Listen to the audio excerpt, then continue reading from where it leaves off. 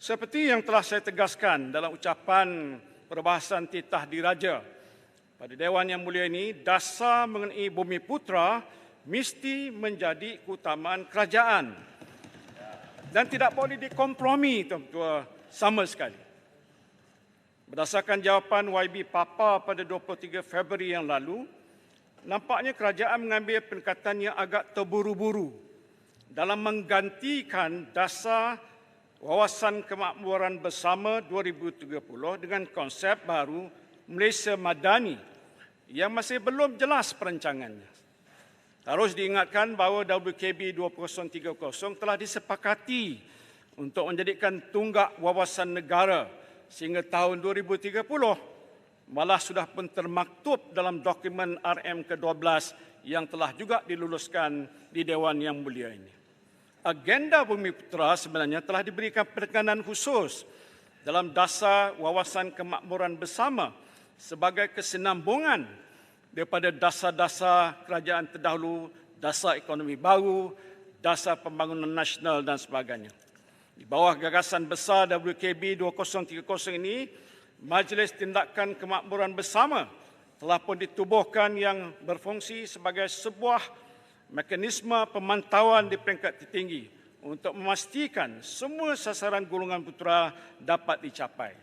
Sebaliknya, sehingga kini saya tidak melihat pun agenda ini disebut secara jelas dalam dasar Malaysia Madani maupun dalam mana-mana komitmen kerajaan campuran yang ada pada hari ini. Justru dalam hal ini, kerajaan perlu menjelaskan secara terperinci, Tuan Ketua, tentang kedudukan dasar dan agenda Bumiputera dalam dasar pembangunan negara. Kajian impak berkaitan dengan status pencapaian syarikat Bumiputera dalam pelbagai bidang ekonomi telah dibantu serta menerima manfaat dari pakej dan inisiatif kerajaan perlulah dibentangkan. Dan ini amat penting bagi melihat sejauh mana dasar-dasar yang berkaitan benar-benar memberikan manfaat pada golongan Bumiputera. Ini termasuk memperincikan pelan tindakan jangka pendek, sederhana dan panjang yang telah, sedang dan akan diambil oleh pihak kerajaan serta mekanisme pemantauan selaras dengan tindakan pembangunan Bumiputera 2030 yang telah pun diumumkan oleh kerajaan sebelum ini.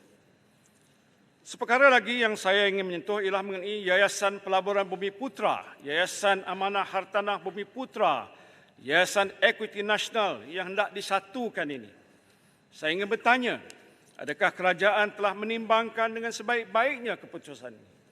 Ini kerana ketiga-tiga entiti ini berfungsi yang berbeza dalam meningkatkan taraf sosio-ekonomi masyarakat Bumiputera dari segi pemilikan wang simpanan, hartanah dan equity. Tidakkah penggabungan ketiga-tiga entiti ini akan menyebabkan fungsi setiap entiti tersebut luntur dan seterusnya menjejaskan pencapaian sasaran pemilikan kekayaan untuk Bumiputera? Bagaimana pula dengan kedudukan dana yang dimiliki oleh ketiga-tiga entiti ini apabila disatukan? Apakah langkah-langkah baru yang ingin diambil untuk meningkatkan lagi pencapaian ekonomi Bumiputera menerusi penggabungan ketiga-tiga entiti ini? Saya minta supaya Yang Amat Berhormat Tambun memberikan penjelasan yang lebih terperinci mengenai perkara-perkara